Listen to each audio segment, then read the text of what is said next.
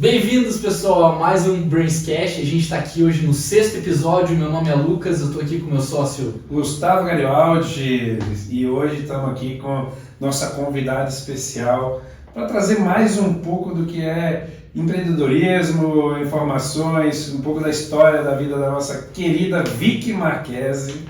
Está aqui já, nossa amiga aí há um tempo, que está aqui com a gente no Brains Coworking. E hoje a gente vai conhecer essa história dessa empreendedora, lutadora, mulher braba. Né?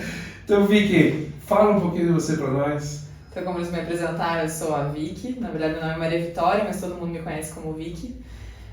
Sou engenheira civil, tenho uma empresa de reforma que chama KR Calil Reformas e Reparos. Já estamos há 9 anos aí trabalhando com isso. Que mais? Sou casada, tenho 36 anos, estou aqui no Brains já faz 3 anos e meio, né, trabalhando com o pessoal aqui. Não saio por nada. Bacana. Muito bom. Nem na pandemia, hein, gente? Nem na pandemia. Nem na pandemia, fui fiel. Era eu, vocês e a netinha. É verdade. Mas é muito massa, né? E Vicky, conta um pouquinho pra gente assim, a tua história, né? Você sempre trabalhou com 9 anos trabalhando com reformas, né? Você é uma menina nova. Foi de início sempre que você teve vontade de trabalhar com isso? Como que aconteceu? Não, na verdade eu entrei na engenharia porque assim, ser engenheiro eu queria desde criança, assim, sempre pensei, eu não sei explicar porquê, mas sempre gostei, desenhava planta e... Mas teu pai não te levava nas obras nem nada assim? Meu pai não é engenheiro, meu pai não trabalha com isso, não tem nada, não tem influência, nem de pai nem de mãe, foi um negócio meu, assim. Aí fiz o vestibular, quando eu entrei na faculdade, eu queria trabalhar com estrada. Botei na cabeça que queria trabalhar com estrada, daí fiz a matéria de estrada, falei, não quero trabalhar com estrada. Aí me formei e não sabia o que eu queria fazer, só que eu me formei no auge do mercado imobiliário, me formei em 2009, ali para 2010, então 2010 estava um boom. E aí sobrando emprego. Eu falei, não, vou tirar férias, vou ver o que eu vou fazer, daí começou a aparecer a oportunidade. Aí um amigo meu procurou que a Brookfield Incorporações estava vindo para Curitiba, que é uma multinacional, e precisava de alguém. Aí passei meu currículo vazio, nunca vou esquecer que o cara que fez entrevista falou assim, nossa, mas teu currículo não tem nada. Eu falei, sim, eu acabei de me formar, vai ter o quê? Ele, não, incrementa. Eu falei, eu não vou mentir, é o que tem aí e é isso. E aí deu certo, daí trabalhei na parte de incorporação e novos negócios, fiquei 3 anos lá. Aí tinha umas empresas aqui em Curitiba me sondando, depois de 3 anos, aí optei por, como a Brookfield não sabia se ia continuar em Curitiba ou não, fiquei meio receosa.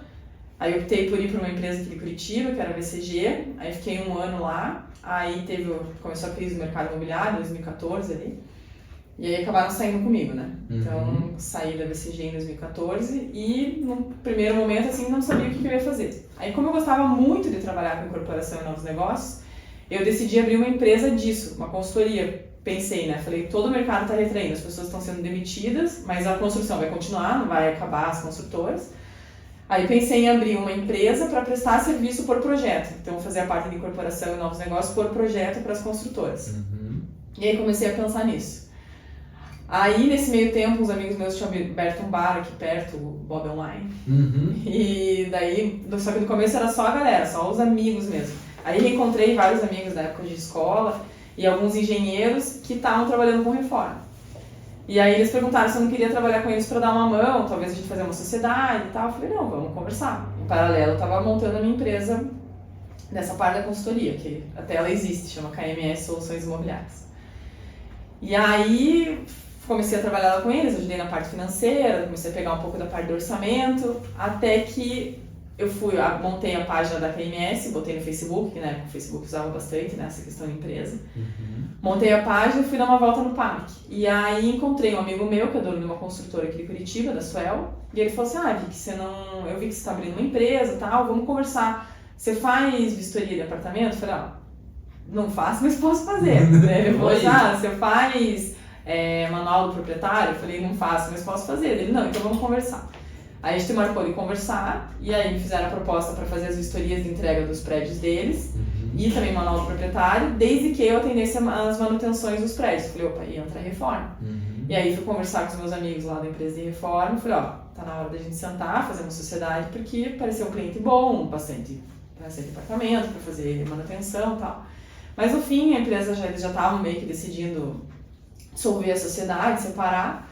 Eu falei, bom, eu não vou perder oportunidade do contrato na minha outra empresa por não fazer a manutenção. Eu falei, então eu vou abrir uma concorrente. Eles, não, pode abrir. Daí que veio a ideia e abri a KR, na verdade ela chamava KR Reformas, que o K é de Calil, né, que é um dos meus sobrenomes, e R de Reformas, mas depois veio uma empresa, pediu pra gente mudar o nome por causa da patente, enfim, aí tive que mudar, coloquei o Calil no meio. E, enfim, daí fechei o contrato com eles das vistorias dos apartamentos pela KMS e o manual proprietário, e com a KR comecei a fazer manutenção. Aí montei um Instagram, mas a minha ideia era decolar com a KMS, não era trabalhar com a reforma. Aí tinha um carinha lá que fazia tudo, trocava porcelanato, arrumava encanamento, fazia uma pinturinha, tinha meio que um faz tudo. E aí montei um Instagram, comecei a divulgar a empresa. E aí uma amiga minha, arquiteta, que virou o ano, isso foi em 2014, que em janeiro de 2015, uma arquiteta amiga minha entrou em contato e falou assim, você tá fazendo reforma grande? Eu falei, podemos fazer. Aí eu falei, manda o projeto. Aí organizei a equipe, fiz orçamento, aí a gente pegou um sobrado, é um sobrado inteiro. Legal. Aí do sobrado virou uma outra casa, que virou um apartamento, Aí foi indo, e faz 9 anos que eu trabalho com isso. Tá vendo? Quem me conhece sabe que tudo começa no bar, cara. É verdade, cara. Tem que Tudo começa no bar. Ninguém faz negócio em casa sem ver outras pessoas nem tomando leite. Começou literalmente no bar. Que bacana, bacana. E eu vi que você teve... no começo era assim, não sei, mas vou fazer. Depois eu faço. Isso aí você já foi aprendendo no meio do caminho, que às vezes a gente tem que dizer sim, faço, né? Depois, e como diz lá o Richard Branson, lá da Virgin, se te derem um desafio, você aceita, depois você descobre como é uma oportunidade, né? Dá uma oportunidade, você pega, depois você vai ver como é que vai fazer o negócio. E foi mais ou menos assim. Foi mais ou menos assim. Caí totalmente em paraquedas. E essas vistorias eu faço até hoje. Eu atendo a senhora até hoje nas vistorias. Não é uma coisa que parou. Também, então, ainda. Atendo. Eu tenho a KMS, ela existe, e faço essa parte de vistoria, mas hoje ela existe só para quem conhece ela. Legal.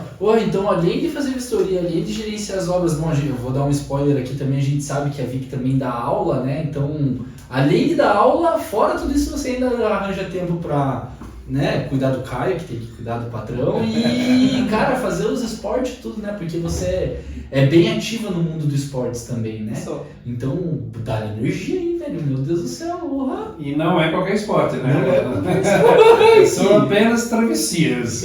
Conta um pouco mais pra gente dessas travessias aí, que você se diverte e tá colecionando medalhas por aí, né? Eu gosto. O universo da travessia foi algo que eu descobri tem uns 6 anos. Me chamaram, na verdade, o pessoal da academia, entrou uma professora nova e tem uma prova muito legal, que chama Reveza 10, lá em Santa Catarina. Que você monta uma equipe de 10 pessoas, cada um dá uma volta na ilha. Então são 10 pessoas dando a volta na ilha. Lá em Governador Celso Ramos tem uma ilha que chama Anhantomirim, não sei se vocês conhecem. Já ouvi falar, não conheço, né, mas... É bonita, bem bonita. E é uma ilha, assim, ela dá 1.400 metros a volta dela. Então cada um dá uma volta de 1.400. E aí precisava fechar a equipe, não estava conseguindo fechar a equipe, daí me chamaram. Eu falei, puta, mas não gosto de travessia, eu nado, mas não vou nadar no mar, não gosto. Aí enfim, fui. Nossa, aí o bichinho me picou.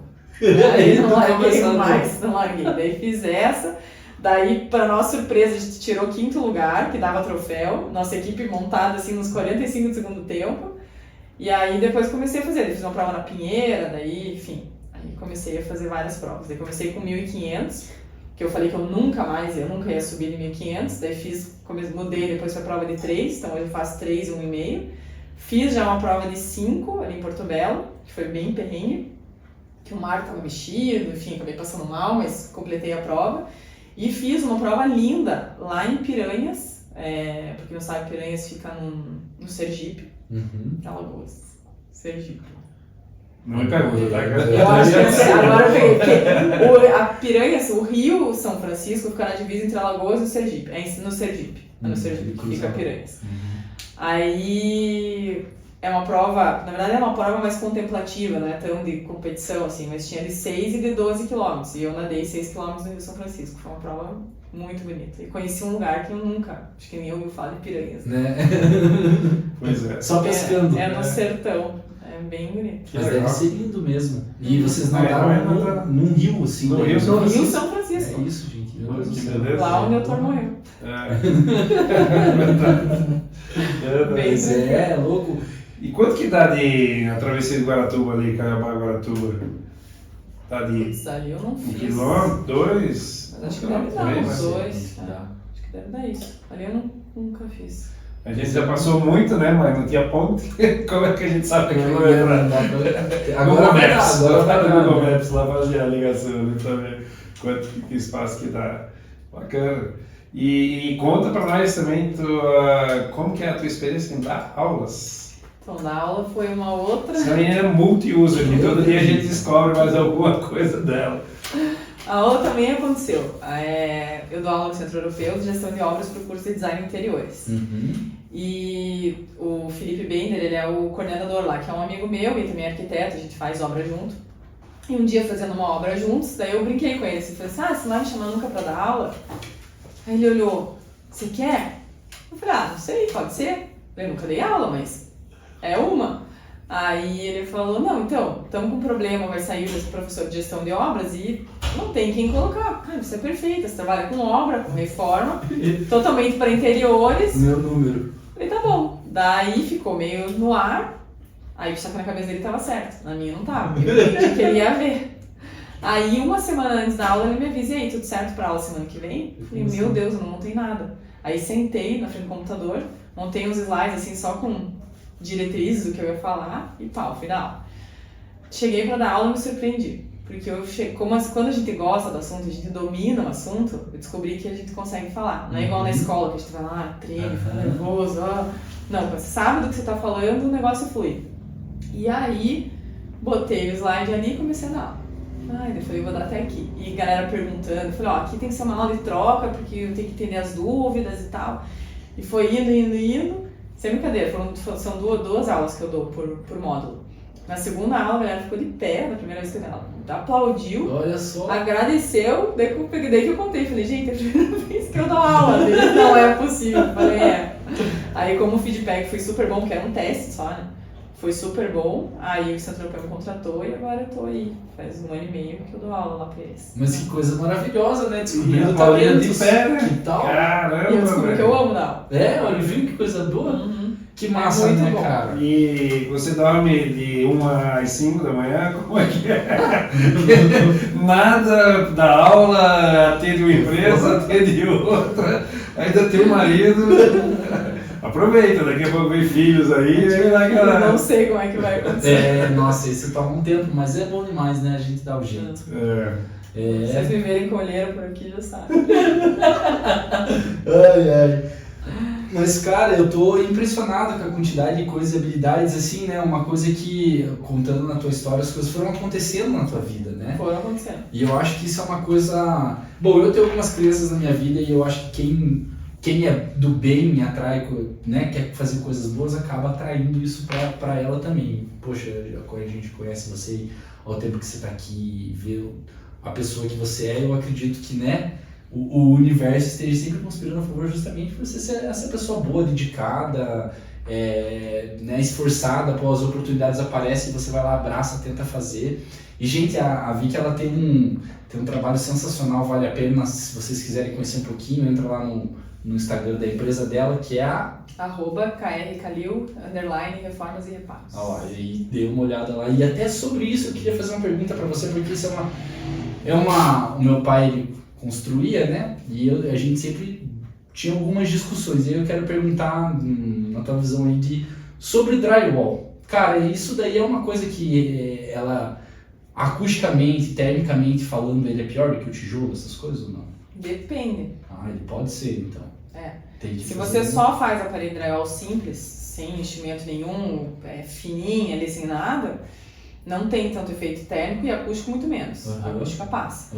Mas você faz com chapa dupla, com lã de rocha, lã de vidro, faz um negócio reforçado, você consegue ter o isolamento. Porque normalmente quando a gente faz reforma de escritório, a gente faz assim, chapa dupla, lã, porque se tá na sala de reunião ninguém pode ouvir, né? Você falou. E é mais caro ou mais barato? Fica mais caro. Fica mais caro. Fica mais caro. Mas assim, depende. Tempo é dinheiro, né? Então depende. Do tamanho da obra. Não, e depende do que vai se representar esse mais caro. Você fazer toda a alvenaria, o tempo que isso vai levar, o reboco, tá? Será que você não está perdendo dinheiro, está pagando aluguel do espaço, né? A empresa não tá funcionando naquele espaço.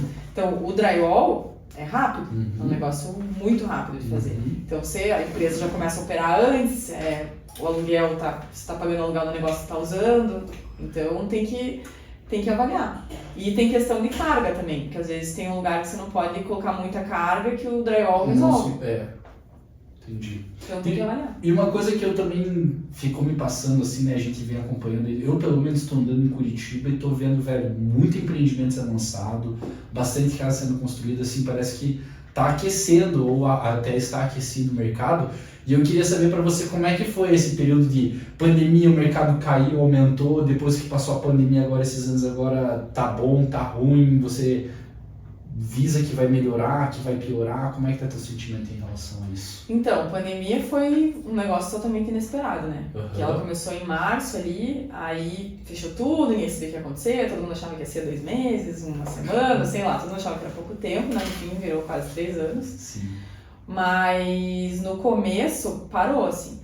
Eu tinha umas coisinhas fechadas, meus clientes toparam fazer um negocinho ou outro, mas no começo meio que parou. Ninguém sabia o que aconteceu. Ninguém sabia. E eu tinha entrado no Brains em janeiro de 2020. Foi bem no...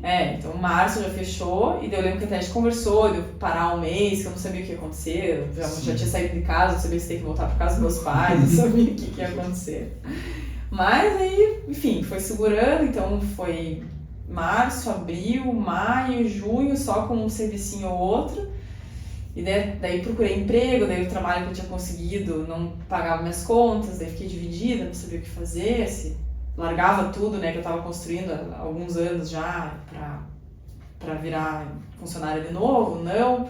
Fiquei bem dividida. Bom, vocês sabem, eu sou cristã, então orei, pedi a Deus, né, uma orientação, o que eu fazia, né. Então, volto para casa dos meus pais, aceito um trabalho que eu vou ganhar menos e arrisco, ou arrisco continuar e acreditar que o meu negócio vai dar certo. E aí, depois disso, um cliente me ligou, foi muito curioso. Ele ligou e falou assim: Vitória, então, a minha arquiteta te indicou, disse que é para fazer com você, eu tenho um outro orçamento, o teu orçamento tá mais caro.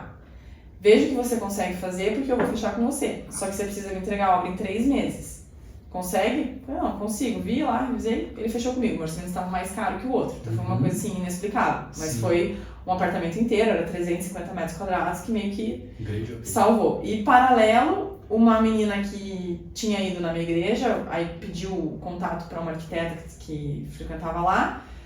Aí ela passou meu contato, ela falou assim: a gente precisa mudar a nossa sede, enfim, tem que ser um negócio voando, tem só uma semana antes do feriado de 7 de setembro, mais do feriado pra você trabalhar, e eu preciso desse prazo, você consegue fazer? Lá era o cara, falei, consigo.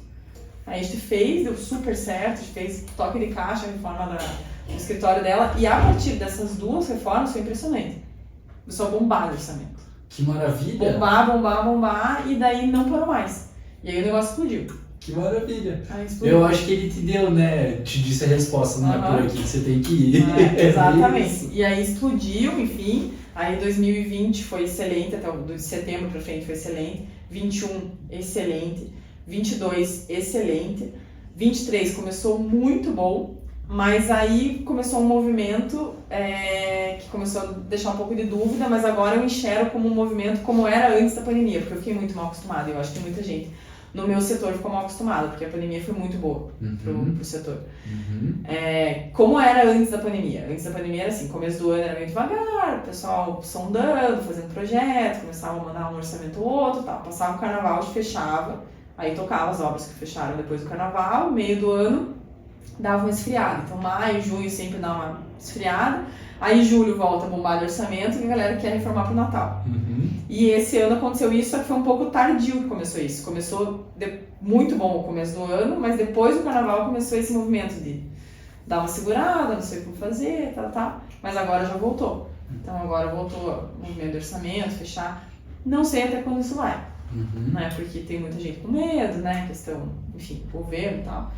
Mas, por enquanto, tá ok. E você sentiu assim que, não sei, vindo o Airbnb, esses aplicativos agora de locação, né, quinto andar e tal, isso daí teve de alguma forma impacto nas tuas coisas, sim ou não? Não. Ou até mesmo para hotel, né, que a gente tinha um hotel aqui perto da gente que fechou o hotel inteiro, né? Se, por exemplo, tem gente botando para fazer retrofit, alguma desse tipo mais específico, assim, de empreendimento comercial, né? Hotel, no caso mais específico. Você chegou a pegar alguma cotação dessas? Não, dessas não. Eu faço comercial, mas o meu nicho maior é residencial.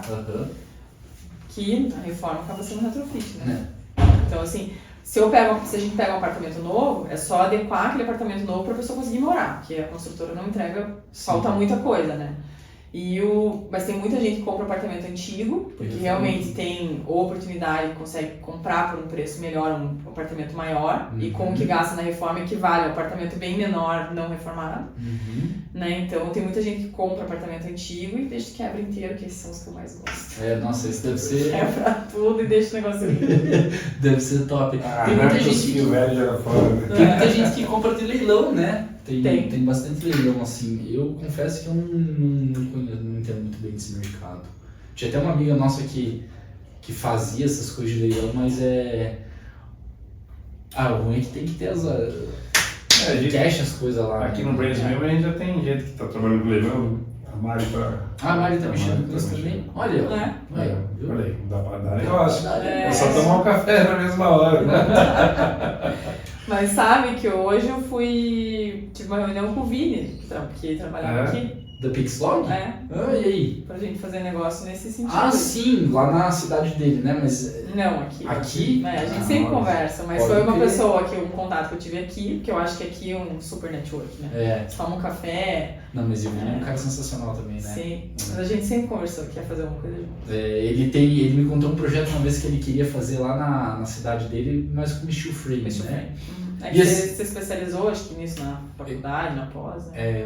Aí eu já não tenho tanta Você acha que, eu vejo, quando você entra no Instagram, você vê um negócio de steel frame, chove depois, né? Então tá chovendo um monte de coisa de steel frame no meu, mas é que no meu Instagram lá. E aí eu tô vendo que a gente é muito atrasado nessa questão de drywall, steel frame, wood frame, essas coisas. E tem gente aí desenvolvendo projetos de steel frame muito agressivos. Lá no Nordeste, inclusive, os caras estão construindo muitas casas muito rápido para venda, né? Constrói e vende, constrói e vende, constrói e vende no steel frame.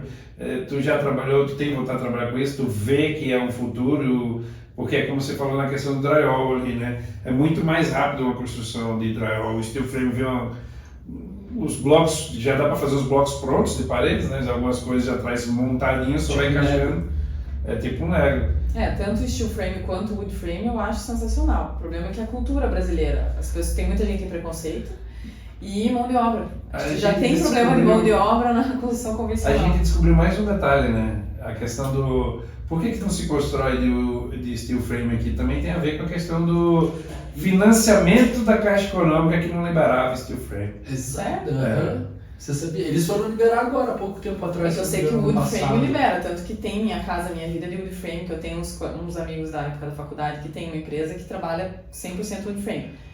Eles fazem o tratamento da madeira, tudo, pra fazer o troço? Nossa, eu e a Lara achou um animal.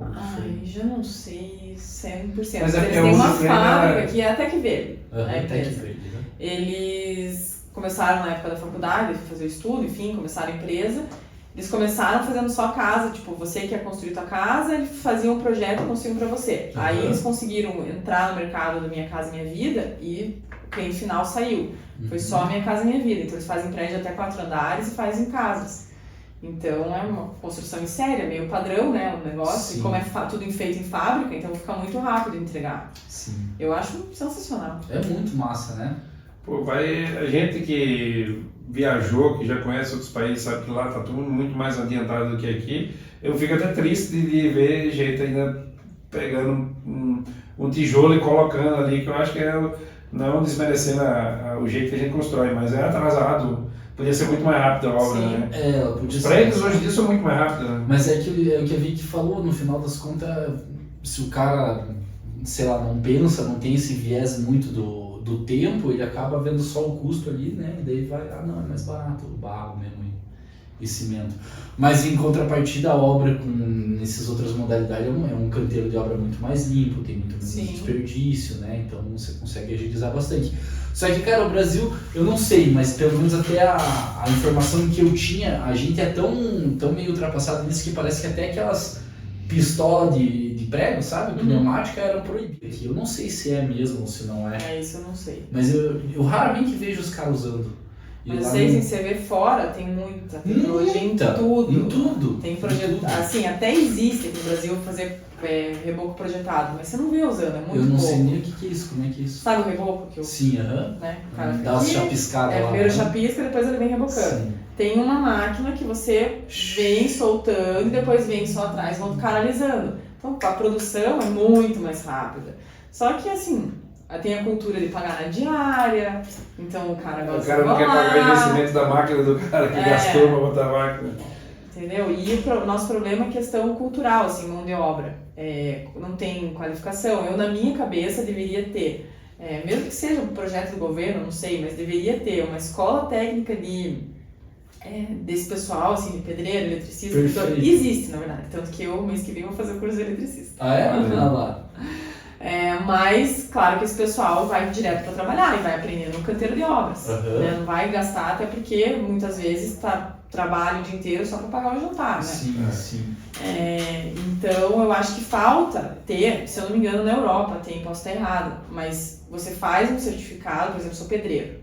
Você faz o curso, lá você é certificado. Daqui 1 ano você tem que fazer uma provinha lá, prática de reciclagem, para validar que você ainda está na profissão e consegue fazer as coisas direito. Então teria uma padronização, uma qualificação muito melhor, né? Concordo. Mas muita gente trabalha isso e não consegue nem ler. Né? Eu concordo, mas eu acho que isso que você está falando, isso daí podia ser inclusive para diversos setores que a gente tem, sabe? Desde o pedreiro até eletricista, enfim.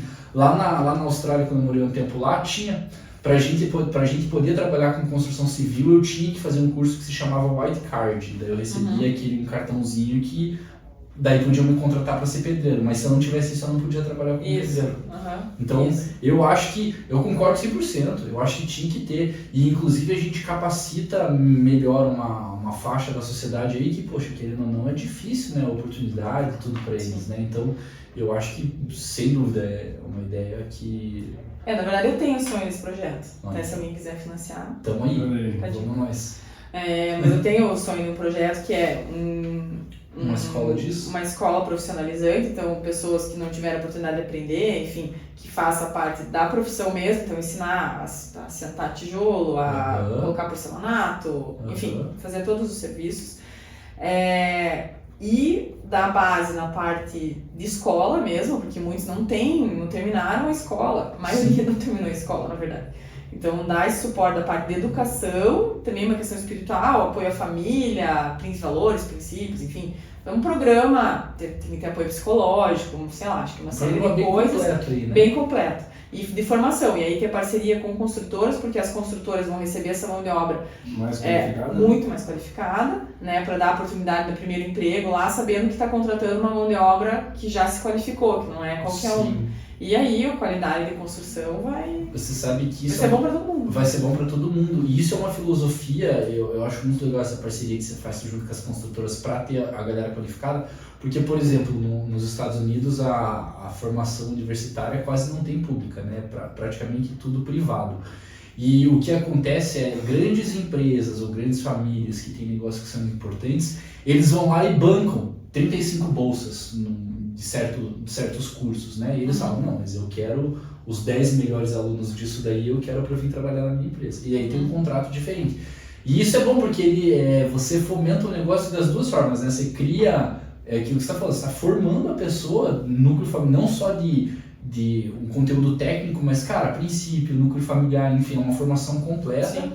Que ao mesmo tempo ela vai se beneficiar no futuro e você, no caso, né, criando essa comunidade melhor, dando mais acessibilidade, acesso para ela, as coisas, querendo ou não, ela vai se tornar um consumidor melhor no futuro também. Sim. Né? Então, para você é um ciclo, assim que eles visualizam, né? Sim. E eu acho que é animal esse tipo de iniciativa, assim, ó. Não, e de qualidade de mudar a categoria social também, né? As Sim. pessoas têm uma oportunidade, beleza, o cara aprendeu lá, começou como pedreiro e tal, depois o cara ganhou, entendeu que ele estudou, que ele pode crescer, aí ele muda para mais de obras, depois ele vai fazer uma faculdade, vira um engenheiro. Sim. E, sei lá, vai indo, vai construindo, né? Vai construindo. Ou tirar ela daquele estado ali, digamos, né, que ela tá e não consegue ver uma saída. E eu acho o projeto sensacional. Tão sensacional que tem um cara que se chama Miguel Nicoleles, ele é um neurocientista brasileiro e ele abriu escolas, foi um projeto social que ele fez, né, no Brasil, onde ele levava a ciência para dentro dessas escolas, mas só para criançada mais pobre, assim, carente, né? E, cara, por incrível que pareça, é o que ele prega. Se você dá o conhecimento, dá a oportunidade, a pessoa que ela quer, ela vai se alavancar indo pra frente, né? Uhum. E ele conseguiu, inclusive, tem alunos que fizeram parte dessa rede dele aí, que estudou em Harvard, no MIT, então ele mostrou que era possível, né? E, cara, esse tipo de iniciativa para um país como o nosso na verdade, em qualquer lugar, né? Você, quando tá ajudando o próximo, é uma parada muito da hora. Mas eu particularmente, eu tenho um carinho por esse lado de querer, né, também formar, dar uma melhor condição, poder capacitar melhor esse profissional, porque como cultura e país a gente se torna melhor, né? Sim. Também. Então, poxa, Sim. show de bola. Atenção, construtoras, quem quiser participar do projeto, fale com a Vicky aqui Vicky, já. é lógico, patrocina ali já o negócio dela. Patrocina, vou fazer lógico. esse projeto sair da minha cabeça, ir pro papel e do papel virar Projeto realidade. mão de obra melhor. Até porque, com certeza absoluta, um dos maiores custos de construtora deve ser a folha salarial, né? A galera lá. Então, ó, diminuir turnover, diminuir um monte de coisa, melhor ainda. Diminuir trabalho, economia de material, a pessoa já vai estar mais instruída para poder fazer a coisa de uma vez só, organizado. Tem várias vantagens aí, se cada construtor aí fizer um pedacinho, juntar um projeto grande, vai ser bom para todo mundo. Sem dúvida. Né? É isso. E assim, Vicky, né, acho que a gente está chegando no finalzinho da nossa conversa aqui e eu queria fazer uma última pergunta para você. Dentro dessas todas as suas experiências, assim, né, sendo professora, sendo engenheira, trabalhando lá na parte com a Brookfield, né? Uhum. E também a atleta que você quais foram os seus principais divisores de água para você na tua vida? Assim, que você falou, não, cara, esse é o caminho. Um deles, é lógico, que foi quando a pandemia que começou a brotar um monte de cliente, né? Depois das 2 ligações, mas um pouquinho antes disso daí que você falou, não, cara, tanto na paixão, né? Não, é aqui, é isso que eu quero fazer, ou, por exemplo, não, Lucas, eu sou tão aberto que, como você viu, né, tantas coisas apareceram para você no caminho que você foi abraçando, então não teve esse divisor de águas para você, né, foi meio que, eu fui abraçando as oportunidades e tal. As coisas aconteceram, mas uma coisa que eu me apaixonei e ainda sou apaixonada é incorporação. E a parte de desenvolvimento de produto, essa parte da incorporação é um negócio que eu gosto muito. Uhum. Mas na reforma eu também descobri que eu tenho oportunidade de mudar a vida das pessoas, porque a reforma é impressionante o quanto mexe com a pessoa que é dona daquele imóvel. É impressionante. E além dos donos dos imóveis, também o pessoal que trabalha comigo. Uhum. Porque a gente sempre tá junto, dá oportunidade de trabalho, conhece a história de cada um, a maioria ali tá praticamente desde o começo comigo. Então, virou uma família, né, todo mundo. Então, acho que cada um tem uma peculiaridade, assim, dar aula para mim foi uma super surpresa, o retorno dos alunos, e os alunos hoje, como o curso de design é 1 ano só, então eu tô bem no final do curso, então quando eu termino de dar aula, um pouquinho depois eles já estão atuando no mercado, então já me procuram para fazer orçamento, para tirar dúvida, então já veio aluna minha aqui que estava com dúvida na hora de elaborar o projeto, então é muito, muito gratificante esse retorno, então assim, acho que em cada lugar eu encontrei alguma coisa que mexeu, assim, mas não acho assim um divisor de água. Eu acho que a gente vai ter que... Acontece tanta coisa com ela que daqui a um tempo a gente vai chamar de novo. Ela fala, não, então você lembra tudo aquilo, agora tem mais tudo isso aqui ainda, ó. Eu tenho que continuar nos próximos episódios. Existem mais projetos pra acontecerem mesmo. Viu só? Não perca! E assim, vai que a gente, daqui a pouco ela volta dizendo assim, olha, os construtores me procuraram. É isso! Mas antes da gente terminar, eu tenho assim,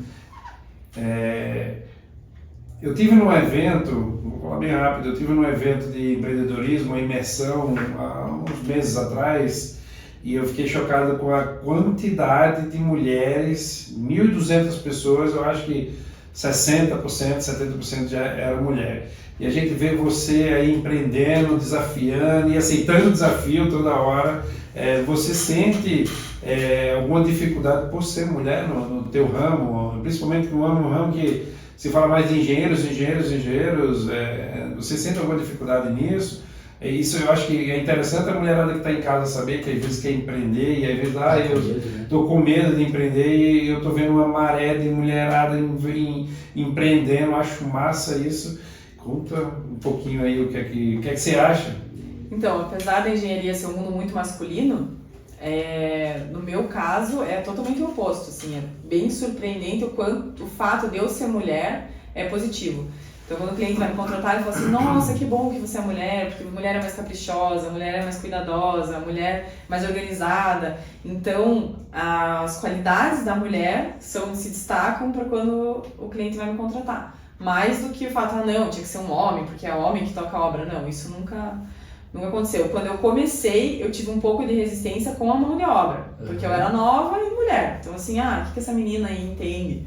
Né, essa menina. Então, eles me tratavam como menina. Aí, quando eles viram que eu tinha conhecimento, que eu sabia o que eu estava fazendo, e fui ganhando a respeito deles, essa barreira foi quebrada, mas com o cliente, assim, de uma maneira geral no mercado, sempre foi mais positivo do que negativo, não sentiu o lado negativo. Olha só que maravilha. Eu ia falar que ela doutrinou os caras lá, o cara fez a parede errada, ela chegou lá na moral, pegou a marreta, derrubou a parede, construiu de novo, falou, é assim. Mas já quebrei uma parede, é uma delícia, eu recomendo. Nossa, é bom, né? O Gustavo quebrou uma de com... É muito bom. É muito bom. Conta a raiva da vida, né? Eu recomendo. É muito massa, muito massa. Mas que bacana, é ótimo saber, assim, a mulher tem que estar aí se empreendendo mesmo e enfrentar o desafio e mostrar que é capaz mesmo, porque tem muita gente boa no mercado que precisa que a gente acredite nessas pessoas também, sabe? Quebrar essa mistificação que tem, tem que ser, tem que ir pra cima mesmo, mulherada, vão pra cima, aqui tem muito mercado ainda pra vocês trabalharem. Olha que exemplo aqui, né? Exatamente, estamos aqui com a super empreendedora, faca na caveira, professora, multiuso, e daqui a pouco mais coisas, próximo podcast com a Vicky vai ter mais 5, 6 projetos rodando, né? Então, massa. Continue, né, cara? E massa, Vicky, muito obrigado. Foi uma conversa. Tem Tem uma pergunta de ouvinte aí? Posso fazer? Pode. Vamos lá. Luísa, faço engenharia civil e gostaria de saber como é o mercado de trabalho para mulheres. Acho que você já falou, né? Isso eu vou responder. O João, gostaria de saber como é o mercado curitibano de engenharia.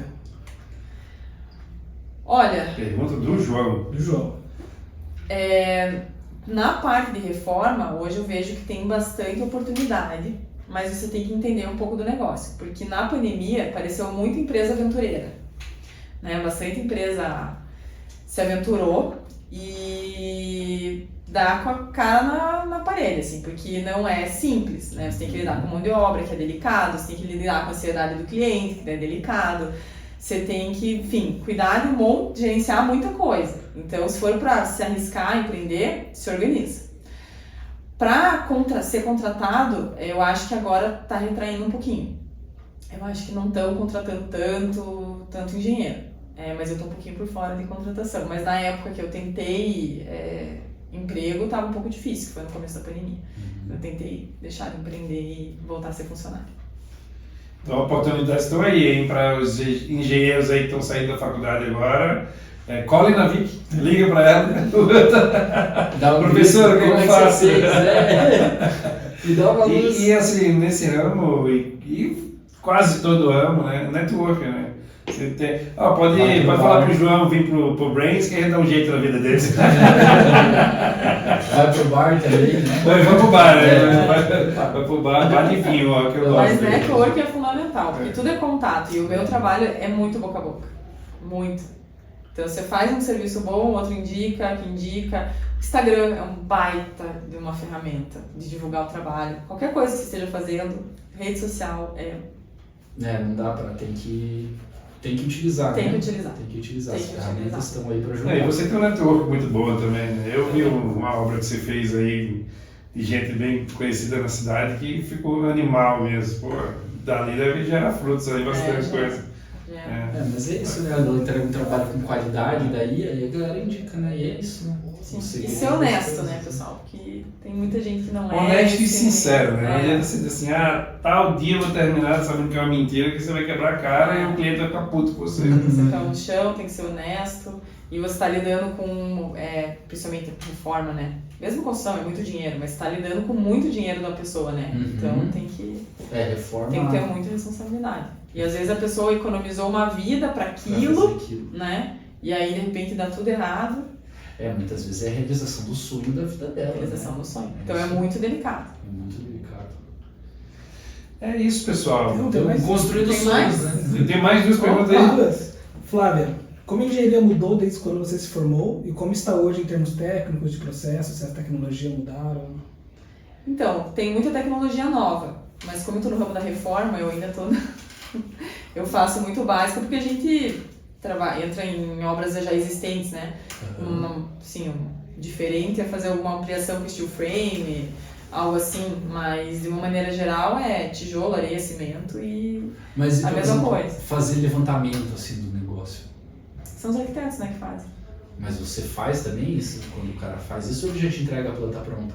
Me entrega, assim, eu faço um levantamento, por exemplo, vocês querem reformar essa sala. Aham. Aí eu venho, eu levanto, não querem fazer projeto, vocês já sabem, vocês só querem trocar o piso, colocar 2 luminárias e pintar a parede. Não vai precisar chamar um arquiteto, porque vocês já sabem o piso que vocês querem, a luminária. Então eu venho, meço, faço o levantamento e faço o orçamento, mas são coisas pontuais. Agora uma casa, um apartamento, aí precisa de um arquiteto ou um designer, porque daí tem a visão de como vai ficar, o mobiliário, porque a iluminação tem a ver com onde é que vai estar o sofá, onde é que vai estar a mesa. Então tem questão de gosto, marcenaria, que essa parte já não é muito a minha, apesar que ano que vem eu vou fazer o curso de design interiores. Legal. Isso Tá vendo? Ela não para, Não né? para! O curso que eu dou aula eu vou fazer também. E a última é do Breno. Conte um perrengue curioso que já aconteceu na obra, assim, alguma coisa que você lembra. Essa é boa. Um Quantos perrengue. cofrinhos de obra você... Eu tive um que é emblemático e eu conto nas minhas aulas. Foi uma inexperiência minha. A gente estava fazendo um apartamento garden e era um garden em cima da garagem. Todas as vezes que eu fiz a ampliação de garden, ele era em cima da terra. Então, qualquer ampliação não ia ter problema de infiltração, porque não tem nada embaixo. E esse garden era em cima de uma garagem. E aí eu falava pro pessoal, cuidado com a manta, cuidado com a manta, cuidado com a manta. A gente tirou todo o piso, aí fez as aberturas de parede e tal, não vi manta, falei, beleza, toca o barco. Fizemos as ampliações e tal, ficou maravilhoso o garden. O cliente se mudou, aí primeiro ele começou a reclamar de uma umidade muito forte na parte do closet, o closet era uma ampliação que a gente tinha feito. A gente procurava infiltração e não achava, e realmente tinha uma umidade muito forte.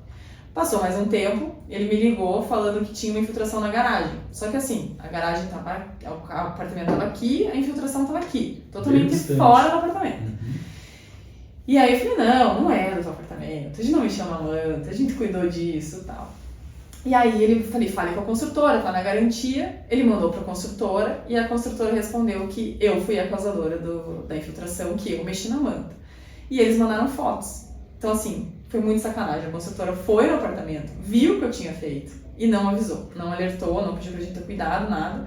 Então, quando a gente removeu a parede, eu mexi na manta, porque eu esqueci que a manta, além de vir no piso, ela sobe na parede. Então, todas as paredes que eu abri, eu estraguei a manta. E aí, começou um período de chuva, a água vai procurando caminho, então ela passou pelo apartamento, não tinha lugar para descer. Lá na frente tinha um buraquinho que descia na garagem, essa água começou a pingar. Então eu tive que quebrar tudo de novo, fazer toda a impermeabilização, colocar todo o revestimento. A gente fez tudo, mas foi bem estressante. Foi estressante pra gente, pro cliente, fora o custo, né? Custoso, Nunca mais esqueci, hoje sou expert de impermeabilização.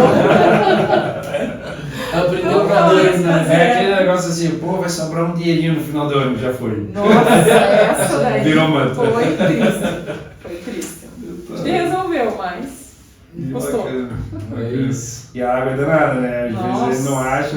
Acho que foi até você que me indicou o geofone uma vez, cara. Sim, Que a foi. gente não achava o vazamento, aí veio o cara com a maquininha lá e achou. É, massa.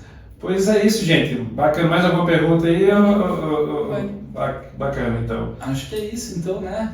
É isso. Vic, mais uma vez, obrigado por estar aqui com a gente. Obrigada a vocês disponibilizar pelo seu convite, tempo. foi uma Obrigado delícia. pelo bate-papo, né? Foi Foi demais. bacana. Muito E já bom. vamos botar uma data aí, né? É, Que é um ano a gente conversando de quero volta. saber. Ver o que aconteceu, quais são os projetos. Aí não sei nem se vai ter tempo na agenda, né? Porque nada, faz travessia, trabalha, tem marido, dá aula. Se Deus quiser, em breve eu ter filho. Olha aí, ó, Vai ser, vai essa equipe. Aí a gente que vai te dar aula. Troca a fralda assim, não roubei antes de dormir, troca a fralda, porque senão vai vazar no meio da noite.